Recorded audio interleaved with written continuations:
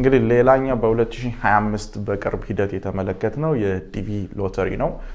አንድ ከፖርቹጋል የመጣ ሰው የብራውን ዩኒቨርሲቲ በመሄድ ሁለት ተማሪዎችን ገድሎ እንደገና የቀድሞውን ፕሮፌሰሩን የኤምአይቲ ፕሮፌሰር የነበረውን በገደለበት ወቅት ዲኤችኤስ የወሰነው ውሳኔ አለ። ከዚህ በፊት የትራምፕ አድሚኒስትሬሽን በፈርስት ተርሙ ላይ የወሰነውን ውሳኔ ነው ዲኤችኤስ አሁን በድጋሚ ሪንስቴት ያደረገው ያጸናው። ይሄ ዲቪ ሎተሪን የማስቆም ሂደት ነው። ስለዚህ ዲቪን ሎተሪ የማስቆም መብት የለውም ኤግዚኪዩቲቭ ብራንቹ የዲኤችኤስም ሆነ የትራምፕ አድሚኒስትሬሽን ማድረግ የሚችሉት ፖዝ ነው። ስለዚህ አሁን ያደረጉት ለጊዜውን ያስቆሙት ማለት ነው እንጂ በዘላቂነት ዲቪን የመሻር መብት የህግ አውጪው ወይም የኮንግረሱ መብት ነው። ስለዚህ ያን ኮንግረሱ እስካሁን የሚያደርግበት ሂደት አልተመለከትንም። 2026 ላይም ላይመጣ ይችላል። ነገር ግን የትራምፕ አድሚኒስትሬሽን ኤግዚኪዩቲቭ ብራንቹ ኢሚግሬሽንን ላልተወሰነ ጊዜ የማቆም መብት አለው። ስለዚህ ያን ተጠቅሞ ነው በዲቪ ሎተሪ የሚመጡ ሰዎችን ያቆመው። በ2026 ይሄ የሚለወጥ አይመስለኝም፣ የሚጸና አይመስለኛል። ዲቪ የደረሳቸው ሰዎች ወይም የሚደርሳቸው ሰዎች አድሚኒስትሬቲቭ ፕሮሰስ ላይ ፖዝ ሆነው ሊቆዩ ይችላሉ። ወደፊት ከትራምፕ አድሚኒስትሬሽን በኋላ ይሳካላቸዋል እርግጠኛ መሆን አይቻልም። ኦልሬዲ ቪዛ ፕሮሰስ ላይ ያሉ ሰዎች ምን ይሆናሉ? ለኢንተርቪው ይቀርባሉ። ልክ አሁን አሳይለም ላይ እንደወሰኑት ውሳኔ ግን ውሳኔ አያገኙም። ኦልሬዲ በዚህ ፕሮሰስ ውስጥ አሉት። አዲስ ግን ዩኤስሲአይኤስ ግሪን ካርድ እንደማይሰጥ አዲስ ዲቪ ፕሮሰሲንግ እንደማይኖር አሳውቀዋል። ስለዚህ ዲቪ ላይ የምናየው ይሄ ነው። የ2028 ምርጫ የዲቪን እጣ ፈንታ የሚወስነው ይሆናል። ወይም ደግሞ 2026 ላይ ሚድተርም ላይ ሪፐብሊካን ሃውስን እና ሴኔትን ከተቆጣጠሩ ዲቪን ሊሽሩት ይችላሉ። ምክንያቱም ኮንግረስን ከተቆጣጠሩ ዲሞክራቶች 2026 ላይ ኮንግረስ እና ሴኔትን ቢቆጣጠሩ የሚፈጠር አዲስ ህግ አይኖርም። ምክንያቱም ስቲል የትራምፕ አድሚኒስትሬሽን ኤግዚኪዩቲቭ ብራንቹ ኢንፎርስ ስለሚያደርገው አንድ ህግ ደግሞ ህግ ሆኖ እንዲጸና ኮንግረሱ ሴኔቱ ከተስማማ በኋላ ፕሬዚዳንቱ መፈረም አለበት። ፕሬዚዳንቱ ካልፈረመ ተመልሶ ወደ ሃውስ ይመለስና ሁለተኛ ጊዜ ካጸደቁት ነው ህጉ ነው የሚጸናው። ስለዚህ ያ የሆነ አድካሚ ሂደት በኢሚግሬሽን ሪፎርም ይካሄዳል የሚል እምነት የለኝም። ኦንሊ ቲንግ የሚሆነው አዲስ ለውጦች ላይኖሩ ይችላሉ ዲሞክራቶች ካሸነፉ። ሪፐብሊካን ካሸነፉ ግን ህግ የመውጣት ቻንሱ ዲቪን ከህግ አንጻር የመሰረዝ ሁኔታ ሊፈጠር ይችላል እና 2026 የሚድተርም የመካከለኛው ምርጫ በዚህ ሂደት በጣም ወሳኝ ነው። በእኔ እምነት ሪፐብሊካኖች የሚያሸንፉ አይመስለኝም። ስለዚህ ሲግኒፊካንት የሆነ ኢሚግሬሽን ሪፎርም አይኖርም። ሌላኛው ሶስተኛው ፖይንት እዚህ ላይ እንግዲህ አሁን አንዳንድ የሪፐብሊካን ኮንግረስ አባላት ኢሚግሬሽን ሞራቶሪየም እናስተዋውቃለን እያሉ ነው። ኢሚግሬሽን ሞራቶሪየም ማለት አሜሪካ እስካሁን የተቀበለችው ኢሚግሬሽን በቂ ነው። ስለዚህ አሁን ያለው ኢሚግራንት በደንብ አሲሚሌት አድርጎ ሊጋሊም ያሉት ሁኔታቸው እስከሚጠራ እስከሚወሰን ድረስ ምንም አይነት ኢሚግራንቶችን ላለመቀበል እና ምንም አይነት አሳይለም ሪፊጂ any kinds of adjustment of status family reunification እነዚህን ሁሉ ፖዝ የማድረግ ሂደት እናስተዋውቃለን እያሉ ነው። 3-4 ኮንግረስ አባሎች ከእረፍት በኋላ ማለትም አዲስ ዓመት ሲመጣ የኢሚግሬሽን ሞራቶሪየምን ህግ ይዘው ለመውጣት ቃል ገብተዋል። ይሄ መሳካት እድሉ በእኔ እምነት ጠባብ ነው። በቂ የኮንግረስ እና የሴኔት አባላት ይሄን ወደ ህግ የሚያስለውጥ ድምጽ ያገኛሉ ብዬ አላምንም፣ ምንም እንኳን ኤግዚኪዩቲቭ ብራንች በዚህ ቢስማማም ማለት ነው። ሁለት አይነት ግሪን ካርዶች አሉ። የመጀመሪያው ኮንዲሽናል ግሪን ካርድ ነው። አንድ ሰው ለ2 ዓመት ግሪን ካርድ ይሰጠዋል። ከዛ ኮንዲሽኑን ከ2 ዓመት በኋላ ያስነሳል። በኢንቨስትመንት የሚገኙ ቪዛዎች ኮንዲሽናል ግሪን ካርድ አላቸው። በሜሬጅ የሚገኙ ስታተሶች ኮንዲሽናል ግሪን ካርድ አላቸው። አንድ ሰው አሜሪካዊ ዜጋ ካገባ በኋላ አሜሪካ ውስጥ አጀስት የሚያደርግ ከሆነ የ2 ዓመት ግሪን ካርድ ነው የሚሰጠው። ከዛ ከ2 ዓመት በኋላ ይሄን ኮንዲሽኑን ያስነሳል። ለምንድን ነው 2 ዓመት የሚሰጠው? ሜሬጁ እውነተኛ መሆኑን የሚያሳዩ በቂ ማረጋገጫዎችን ማምጣት ይኖርበታል። ለኢሚግሬሽን ፐርፐዝ እንዳልገባ እዛ ሜሬጅ ውስጥ ማለት ነው። ከ2 ዓመት በኋላ ነው ዘላቂ የሆነው የ10 ዓመት በየ10 ዓመቱ የሚታደሰው ግሪን ካርድ የሚሰጠው ማለት ነው። በኢንቨስትመንት ሂደት እንደዛ ነው። ኢንቨስትመንቱ ሻም የሆነ ውሸተኛ የሆነ ቦናፋይድ ያልሆነ ኢንቨስትመንት ነው አይደለም የሚለውን በ2 ዓመት ለማጣራት ነው የ2 ዓመት ኮንዲሽናል ግሪን ካርድ የሚሰጠው ማለት ነው። እነዚህ ላይ በጣም ጥብቅ የሆነ ሪቪው ይኖራል። በጣም ሲሪየስ የሆነ ሪቪው ማለት ነው። እንደከዚህ ቀደሙ አነስተኛ ኤቪደንሶች ብቻ አቅርበን የግሪን ካርድ ኮንዲሽናችንን ላናስነሳ እንችላለን። ይህ ብቻ ሳይሆን ፕሮሰሲንግ ስፒዱን በጣም ስሎ ሊሆን ይችላል። ለምሳሌ ግሪን ካርድ ኮንዲሽንን ለማስነሳት ፋይል ካረግን በአንድ ዓመት በሁለት ዓመት ውስጥ ውሳኔ ላንሰማ እንችላለን። በጣም ከፍተኛ ኢንቨስቲጌሽን ቤታችን ድረስ በመምጣት የተለያዩ የምንጠቀማቸውን ኮሚኒኬሽን ፕላትፎርሞች ቼክ በማድረግ ስለ ሜሬጁ ኦር ስለ ኢንቨስትመንቱ የምንጠየቅበት ሂደት ይኖራል።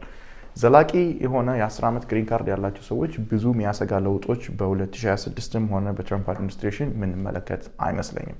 ኦንሊ ቲንግ የሚሆነው አንድ ሰው 2 ዓመት 3 ዓመት ግሪን ካርድ ይዞ ወደ ሀገሩ ይሄዳል።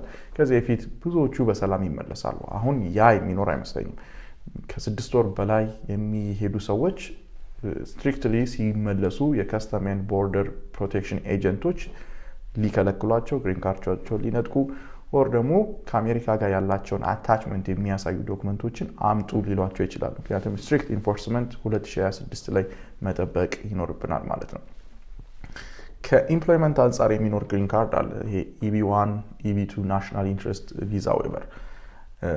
አሁን ላስት 2 ዊክስ ካገኘናቸው መረጃዎች አንጻር ዩኤስሲአይኤስ ስትሪክት የሆነ ሪኳየርመንቶችን እየፈለገ ነው ከፔቲሽን አንጻር ማለት ኢምፕሎይመንት ፔቲሽን አንጻር። ለምሳሌ ናሽናል ኢንትረስት ዌቨር ቪዛ የሚባል አለ በኢምፕሎይመንት ላይ ለአሜሪካን ናሽናል ኢንትረስት የሚጠቅም ኤጁኬሽናል ባክግራውንድ ኤንድ ፕሮፌሽን ካለን ግሪን ካርድ እናገኛለን። ከዚህ በፊት በቀላሉ ያሟላት እንችል ነበር። አሁን ኤክስቴንሲቭ የሆነ ኤቪደንሶች ያስፈልጋሉ። የስራ ኦፖርቹኒቲ እንዳለን እነዛ ኦፖርቹኒቲዎችን በኤቪደንስ ማሳየት ለአሜሪካን ናሽናል ኢንትረስት በእርግጥስ ይጠቅማል ወይ? የእኛ ስራ ምን አይነት ኢምፕሎይመንት ይፈጥራል? ያ ኮንክሪት ነው ጀስት ሳብጀክቲቭ አናሊሲስ ነው የሚለውን ነገር የሚመለከቱበት ሂደት ይሆናል ብዬ አስባለሁ። በዚህም በጣም ታፍ ይሆናል። ግሪን ካርድ ላይ እነዚህ አይነት ፖይንቶች ናቸው። ሌላው ምናልባት ከአሳይለም ወደ ግሪን ካርድ የሚሄዱ ሰዎች ድጋሚ ለኢንተርቪው የመጠራት እድል ሊኖራቸው ይችላል። ድጋሚ አሳይለማቸውን ምንም እንኳን ፐርሲኪዩሽን ቤዙን ባይመለከቱትም ስቲል እውነተኛ እንደሆነ የሚመለከቱበት ሂደት ይፈጠራል ብዬ አምናለሁ። በግሪን ካርድ አሳይለም ውስጥ ከአሳይለም ወደ ግሪን ካርድ የሄዱ ሰዎች ወደ ሀገራቸው መሄዳቸውን አለመሄዳቸውን ግሪን ካርዱን ብቻ ይዘው ማለት ነው እነሱ አይነት ባክግራውንድ ቼክ ሊገጥም ይችላል ብዬ እጠብቃለሁ። የኤች1 ቪዛ እንግዲህ የትራምፕ አድሚኒስትሬሽን አንዱ በ2005 ካስተዋወቀው ህግ ውስጥ ኤች1 ሪፎርም ነው። የሎተሪ ቤዝድ የሆነውን ሲስተም ቀይረውታል። አሁን ላይ ሃይ ፔድ የሆኑ ኢንዲቪጁዋሎች ብቻ በኤች1 ቪዛ ሎተሪ ውስጥ እንዲካተቱ የሚያስችል ህግ ነው የወጣው። ሌላኛው ደግሞ ከአሜሪካ ውጪ በኤች1 ቪዛ አንድን ሰው ስፖንሰር አድርጎ ለማምጣት 100,000 ፊ ይኖራል። ይሄ በየአመቱ በፕሬዚዳንቱ ፊርማ የሚታይ ነው የሚሆነው። ህጉ ከ2026 በኋላ ወደ 2027 እንደሚሻገር እንደማይሻገር የምንመለከተው የዛኔ ነው። ለአንድ ዓመት ብቻ ተግባራዊ የሚሆን ሪፎርም ነው። ሃይቨር የዚህም ዓላማ ስትሪክትሊ ኤች1 ቪዛን በጣም ከፍተኛ ተከፋይ ለሆኑ ሰዎች ብቻ ለማስቀረት የታሰበ ነው። እንግዲህ ይሄ የሚፈጥረው አንደኛ የዌጅ ጋፕ ይፈጥራል። ምክንያቱም ካምፓኒዎች አንዳንድ ሰዎችን ለማስቀረት ከፍተኛ ደሞዝ ሊከፍሉ ይችላሉ። ሁለተኛ ብዙ ካምፓኒዎች ኢንትረስትድ ላይሆኑ ይችላሉ በኢንተርናሽናል ስቱደንትስ ኤንድ ኤች1 ቪዛን ስፖንሰር ለማድረግ ማለት ነው። እንግዲህ በ2026 ሌላ የምንጠብቀው አሳይለም ላይ ሂደት ነው። ዲግኒቲ አክት 2025 አንዱ ያስተዋወቀው አሳይለምን በ60 ቀን ውስጥ አጁዲኬት የማድረግ ነው። ስለዚህ አንድ ሰው አሳይለም ውስጥ በገባ በ60 ቀን ውስጥ ኬዙ አጠቃላይ ተጠናቆ የሚቆይበት ሁኔታ መፍጠር ነው። ይሄ አንዱ ጥሩ ጎን ሰዎች በ60 ቀን ውስጥ አሳይለማቸው አፕሮቭ ይደረግ አይደረግ የሚለውን ያውቃሉ። ወደ ሀገራቸው መመለስ ካለባቸውም እዛው ቪዛቸው ሳይጠናቀቅ ሊወስኑ ይችላሉ፣ ሊያውቁ ይችላሉ። ወደ ኮርት የሚሄዳቸውን እድል ሊቀንስ ይችላል። ከ6 ወር ሳይሞላቸው ለምሳሌ በመጡ በአንድ ወራቸው በሁለት ወራቸው አሳይለም ፋይል ካረጉ ማለት ነው። ካልሆነ ግን ለምሳሌ በ5ኛ ወር ፋይል ካረጉ በ60 ቀን ሲሞላቸው አውት ኦፍ ስታተስ ስለሚወጡ ወደ ፍርድ ቤት ነው የሚወስዷቸው አሳይለማቸው ከተከለከለ ማለት ነው። ከእንደገና ፍርድ ቤት ለሄደው ኢሚግሬሽን ኮርት ላይ አሳይለማቸውን አጁዲኬት የማድረግ እድል አጋጣሚ ያገኛሉ። ስለዚህ ስትሪክትሊ ይሄን ይተገብሩታል። ምናልባት 90% ዲግኒቲ ተከትለው በ60 ቀን አጁዲኬት ሊያደርጉ ይችላሉ። ይሄ ማለት ወርክ ፐርሚት 150 ቀን ካልቆየን በቀር አሜሪካ ውስጥ በአሳይለም ፋይል ማድረግ አንችልም። ስለዚህ ውሳኔያችን በ60 ቀን እና ምናልባት በ90 ቀን ውስጥ ማግኘት ከቻልን እና ኔጌቲቭ ከሆነ ውጤቱ ወደ ወርክ ፐርሚት ላንሄድ እንችላለን ማለት ነው።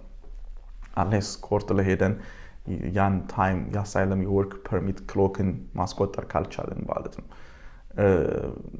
ከዚህ ጎን አንጻር እንግዲህ ሌላ በ2025 አዲስ የተለወጠው የወርክ ፐርሚት እድሜ ነው። እስከ ሴፕቴምበር 2022 ጀምሮ ወርክ ፐርሚት የአሳይለም እስከ 2030 ሆኖ ነበር። አሁን ያን ነው የትራምፕ አድሚኒስትሬሽን የለወጠው፣ ወደ 18 ወራት ዝቅ አድርጎታል ማለት ነው። ስለዚህ አንድ ሰው ወርክ ፐርሚት ፋይል ሲያደርግ ከኦክቶበር 2025 በኋላ ፋይል የሚያደርግ ሰው ሁሉ የሚያገኘው ወርክ ፐርሚት ለ18 ወራት ብቻ ይሆናል። ስለዚህ አሳይለምም ሌላ ለውጦች የምንመለከትበትና ስትሪክት አጁዲኬሽን የሚኖርበት ሂደት ነው። ከኮርትም አንጻር እንግዲህ ፈጣን የሆኑ አጁዲኬሽኖች ይኖራሉ፣ በጣም ስትሪክት ሬጉሌሽኖች ይኖራሉ። የቢግ ቢዩቲፉል ቢል አንዱ ያስተዋወቀው የአሳይለም ኮርቶችን የዳኞች ቁጥር ነው የወሰነው። ይሄ ማለት ከፍተኛ የሆነ ባክሎግ ኤኦአር ሲስተም ላይ የኢሚግሬሽን ኮርት ሲስተም ላይ እንመለከታለን ከዚህ በኋላ። ለምሳሌ ዘንድሮ ከ180 ሺህ በላይ የሚሆኑ ኬዞችን ዩኤስሲአይኤስ ወደ አሳይለም እና ወደ ኢሚግሬሽን ኮርት መርቶታል። ይሄ የሚያሳየን ከፍተኛ ባክሎግ ኤኦአር ላይ አለ። እንግዲህ የዳኞች ቁጥርንም ስለገደበ ይሄም የባክሎጉን የሚጨምር ይሆናል ማለት ነው። 2026 ላይ በዌልካም ኮርፕስ ኤንድ ኤኒ አዘር ሪፊጂ ስታተስ ውስጥ ወደ አሜሪካ ለመምጣት የሚያስቡ ሰዎች ብዙ ተስፋ ያላቸው አይመስለኝም። ሪፊጂን የመገደብ እንቅስቃሴ ነው ያለው። ሪሴትልመንት የሚከፈት አይመስለኝም። እዚህ ላይ ጥሩ ዜና ያለን አይመስለኝም። ከሳውዝ አፍሪካነስ የሚባሉትን ነጮች ብቻ ነው 7,000 አካባቢ የሚሆኑትን የትራምፕ አድሚኒስትሬሽን በ2025 የተቀበለው። ለእነሱ ክፍት ሊሆን ይችላል። እንደገና ከአውሮፓ በሪፊጂ በተለይ በፍሪደም ኦፍ ስፒች ላይ ገደብ የተጣለብን ሰዎች ናቸው ብሎ የሚያስቡ ሰዎች እና በአብዛኛው እንግዲህ ኮኬዥያን የሆኑ ሰዎች ወደ አሜሪካ የሚመጡ ከሆነ ምናልባት እነሱን በሪፊጂ ሪሴትል ሊያደርጓቸው ይችላሉ። ከዛ ውጭ ግን ከሶስተኛው ዓለም በተለምዶ ከሚባሉት ሀገራት ሪፊጂን አንጠብቅም። በፋሚሊ ቤዝድ ሆነ በሌሎች የኢሚግሬሽን ታይፖች ወደ አሜሪካ የሚመጡትን ስትሪክት የሆነ ቬቲንግ ይጠብቁ። ምሳሌ የወንጀል ሪከርዳቸውን በደንብ ከ5 ዓመት በላይ እንዲያሳዩ ሊጠየቁ ይችላሉ። ሶሻል ሚዲያቸውን እንዲገልጡ ሊጠየቁ ይችላሉ። ከዛ በተጨማሪም ከዚህ በፊት ትራቭል ካረጉ እነዛንም አስመልክቶ ኤክስትሪም የሆነ ቬቲንግ ፕሮሰስ ኤንድ ሴኩሪቲ ክሊራንስ ሊጠየቅ ይችላል በኤሲአይኤስ ማለት ነው። እነዚህን መጠበቅ ይኖርብናል። በተለይ ከሌላ ሀገር በፋሚሊ ሪዩኒፊኬሽን ኤንድ በኤፍ1 ጄ1 ወደ አሜሪካ ለመምጣት የሚያስቡ ሰዎች ማለት ነው። በ2026 እንግዲህ እንዳልኩት አጠቃላይ በመጨረሻ ተጠናክሮ እንደሚቀጥል ዲፖርቴሽንም ሰፍቶ በስቶ በቁጥር እንደሚታይ ይሄ አሳዛኝ ዜና ነው፣ ግን ኤክስፔክት አደርጋለሁ። the only thing ትንሽ ዳውት ያለኝ የሚድተርም በተቃረበ ሰዓት ምናልባት የትራምፕ አድሚኒስትሬሽን ሚድተርም ኢሌክሽን ማለት ነው ፖዝ ሊያደርገው ይችላል፣ የህዝብ ድጋፉን እየተመለከተ ማለት ነው። አንድ እሱ ነው። ሁለተኛ አንድ ትንሽ ጭላንጭል የሚያሳየው የባንክ ኦፍ አሜሪካ ፕሬዚዳንት በቅርብ የሰጠው መግለጫ አለ። እሱን ከተመለከታችሁ ጋዜጣዊ ቃለ መጠይቅ አለ። የኢሚግሬሽን ኢንፎርስመንት ኢኮኖሚውን በሆነ መጠን እየጎዳው እንደሆነ ጠቅሷል። ስለዚህ እነዚህ ሲኢኦዎች በተለይ የአሜሪካን የተለያዩ ባንኮች የሚቆጣጠሩ የሚያገኟቸው ዳታዎች እና ኢኮኖሚ ላይ ኢሚግሬሽን ሲሪየስ የሆነ ኢምፕሊኬሽን ካለው ለሚተርሙ ሲሉ የኢሚግሬሽን ኢንፎርስመንትን በጥቂቱ ሊቀንሱ ይችላሉ። ያን የሚያሳይ እንቅስቃሴ እስካሁን እየተመለከትን አይደለም፣ ግን አንዱ የሚያሳየን ጭላንጭል እሱ ነው። በሶስተኛ ደረጃ ምናልባት አንድ ተስፋ ሊኖረው የሚችለው ቅድም እንዳልኩት የኢሚግሬሽንን ፕሮ ኢሚግራንት የሆኑ ኤጀንሲዎች፣ ኢንስቲትዩሽኖች ኤንድ ሎየሮች ብዙ ልምድ ያገኙበት ነው። ስለዚህ እነዚህ ሲሪየስሊ ስኬታማ ሊያደርጋቸው የሚችሏቸውን ፖይንቶች የበለጠ አግሬሲቭሊ የሚጠቀሙበት ፌዴራል ኮርትን በብዛት የሚጠቀሙበት ስትራቴጂ ይኖራል ብዬ አስባለሁ። ይሄ አንዱ በጎ ተስፋ ነው በ2026 የሚኖር። አጠቃላይ እንግዲህ እዚህ ጋር ለማጠናቀቅ የኢትዮጵያኖች ምን ማድረግ ይኖርብናል? የመጀመሪያው ስላለን የኢሚግሬሽን ስታተስ ምን እድሎች፣ ምን ራይቶች፣ ምን ግዴታዎች እንዳሉብን በጣም ጠንቅቀን ማወቅ ይኖርብናል። ይህ ግልጽ እይታ እንድንይዝ ያስፈልጋል። ሁለተኛው ሪኮርዶቻችንን በአግባቡና ለምሳሌ በአሳይለም ላይ ያለ ሰው ወርክ ፐርሚቱን፣ ሪሲት ኖቲሱን ይዞ መንቀሳቀስ ቢችል፣ ግሪን ካርድ ያላቸው ሰዎች የኢሚግሬሽን ስታተሳቸውን የሚያሳዩ ዶክመንቶችን ይዘው ቢንቀሳቀሱ ጥሩ ነው። ዶክመንትድም ሆነ አንዶክመንትድ የሆኑ ኢሚግራንቶች አንዱ ማወቅ ያለባቸው የሌከን ራሊ አክት በ2026 ነው ተግባራዊ የሚሆነው። የሌከን ራሊ አክት ማለት አንድ ሰው በቴፍት በሾፕሊፍቲንግ በተለያዩ አነስተኛ ስርቆቶች ኦር ወንጀሎች ከተጠረጠረ ማንዳቶሪ የሆነ ዲቴንሽን ወይም ደግሞ ግዴታ የሆነ እስር ውስጥ ይገባል። በተለይ አንዶክመንትድ የሆኑ ሰዎች ኢሚግራንቶች። ስለዚህ በተቻለ መጠን ከክራይም ወይም ደግሞ ክራይም ያሉበት አካባቢ ራሳችንን ማራቅ፣ ማሸሽ፣ መጠበቅ በጣም ወሳኝ ስትራቴጂ ነው። በመጨረሻ በእኛም ፊልድ ውስጥ እንደተመለከትኩት አንድ ሰው በኬዙን በሎየር በህግ ጠበቃ ሲያሲስ እና በራሱ ሃንድል ሲያደርግ ያለው ዲፍረንስ ማሲቭ ነው፣ በጣም ትልቅ ነው። ለምንድነው ይሄ ልዩነት የሚፈጠረው? የመጀመሪያው በራሳችን ኬዝ ኢሞሽናል እንሆናለን። ስለዚህ ሪሊ ማድረግ ያለብንን ነገር በግልጽ ላንመለከት እንችላለን፣ ኢቭን ኢፍ እውቀቱ አሰራሩ ቢኖረን እንኳን ማለት ነው። ስለዚህ አንዳንድ ጊዜ አንዳንድ ነገሮችን አንደርቫሊድ ልናደርጋቸው እንችላለን፣ ኦር ያልሆኑ አይነት ዲስክሪፕሽኖችን ልንሰጣቸው እንችላለን። ስለዚህ በተለያየ ኢሚግሬሽን ኬዞች ያሉን ሰዎች በህግ ጠበቆች ማመን፣ ከነሱ ጋር መነጋገር፣ ከነሱ ጋር ኬዛችንን ማስኬድ ወሳኝ ነው። በመጨረሻ እንግዲህ አለመጨናነቅ፣ ስትረስ ውስጥ አለመግባት፣ የምንችላቸውን ነገሮች ማድረግ፣ ከዛ ውጤቱን በአግባቡ መቀበል ጥሩ ነው። አንዱ ከሶማሊ ኮሚኒቲ እየተማርን ያለው ነገር አለ። በአንድ ኮሚኒቲ ውስጥ የተፈጸመ ጥቃቅን ወንጀሎችም ሆነ ትልልቅ ፍራውዶች አጠቃላይ ማህበረሰቡን እንደሚጎዳ እየተመለከትን ነው። በተቃራኒ ደግሞ ለአንድ ማህበረሰብ በጎ ባህሪዎችን በጎ ሴቶችን የምናበረክት ከሆነ ያ ማህበረሰብ የመወደድ የመከበር ቻንሱ ከፍተኛ ነው። ለምሳሌ በአሜሪካ ውስጥ የአይሁድ ቁጥር ወደ 3-4 ሚሊዮን የሚጠጋ ነው። ግን ያላቸውን ኢንፍሉዌንስ ያላቸውን ሪስፔክት መመልከት ኦፍኮርስ ይሄ ኢሚግራንቶች ወይም አይሁዶቹ ባደረጉት ነገር ብቻ ላይሆን ይችላል። ብዙ ኮኔክሽኖች ሊኖሩ ይችላሉ። ግን አንዱ ይሄ ማህበረሰብ በጣም ዌል ኤጁኬትድ ነው። ልጆቹን ያስተምራል፣ ራሱ ይማራል፣ የአሜሪካን ፖለቲክስ ይከታተላል፣ እዛ ውስጥ የራሱን ኢንፍሉዌንስ ያሳድራል። ኢትዮጵያዊ የሆንን ሰዎችም በዚህ ሀገር ላይ ዲያስፖራው አንደኛ ይሄን አይነት ፈለጎች መከተል፣ ራሳችንን ከወንጀል ከማጭበርበሮች መቆጠብ፣ ለራሳችን ብቻ ሳይሆን ለልጆቻችን አጠቃላይ ለማህበረሰቡ አገልግሎት እየሰጠ መሆኑን ማሰብ ይኖርብናል። ጠጥተን ባናሽከረክር፣ አደጋዎች ባንፈጽም፣ መጠንቀቅ ብንችል በምናረጋቸው እንቅስቃሴዎች ሁሉ እንደገና ደግሞ በጎ ነገሮችን ለኮሚኒቲ ማድረግ ብንችል። ለምሳሌ አንድ ጓደኛ ይለኛል መኪና እየነዳው የሆነ መኪና ቆሞ መንገድ ላይ ካየው በተለይ ነጭ ከሆነ ቆሜ ነው የምረዳው። ምክንያቱም የዛን ሰው የአይምሮ ብለውጥ ያ ሰውዬ ኢሚግራንት እንደሆንኩ እኔ እንደረዳሁት ካወቀ አትሊስት አንድ ሰውን አይምሮ ለወጥኩ ማለት ነው ይላልና የእያንዳንዱን ግለሰቦች አይምሮች በበጎ ሁኔታ ኢምፓክት ብናደርግ እነዚህ ሰዎች አትሊስት የትራምፕ አድሚኒስትሬሽን የሚያራምደውን አይነት ፖሊሲ እነሱ ላንጸባርቁ ይችላሉ። ኢሚግራንቶች ጥሩ ጎረቤቶች፣ ጥሩ ኢምፕሎይስ፣ ጥሩ ጎረቤቶች፣ ጥሩ ወርክ ኮሊኮች ኢምፕሎይስ ኤንድ ጥሩ የሀገር አስተዋጽኦ የሚያደርጉ ግለሰቦች የተማሩ መሆናቸውን ሊያምኑ ነው። ያን ካመኑ ደግሞ ሊታገሉልን ይችላሉ። ስለዚህ ይሄን ኢንቴንሽናሊ ማድረግ ይኖርብናል። በተለይ በጎ ነገር ስናደርግ እና ለኮሚኒቲ የሚጠቅም ነገር ስንሰራ ኢትዮጵያዊ መሆናችንን ብናሳውቅ፣ ሰዎች በበጎ ሁኔታ አይምሯቸውን እንዲለውጡ ብናደርጋቸው፣ ኢሚግራንቶች መልካም መሆናችንን ኢንቴንሽናሊ ሰርተን ብናሳያቸው ቀላል አይደለም። የአንድ የሁለት የሶስት ሰዎችን አይምሮ መለወጥ እዚህ ሀገር ላይ የአንድ ሰው ሚና የሚናቅ አይደለም። ሲግኒፊካንት የሆነ ለውጦችን ኢንክሪመንታሊ ቀስ በቀስ ልናመጣ እንችላለን እና ይሄን ኢንቴንሽናሊ እንስራ ለማለት ነው። እንግዲህ 2026 ዓመት መልካሙን እንዲያሰማን እመኛለሁ። ቴንክስ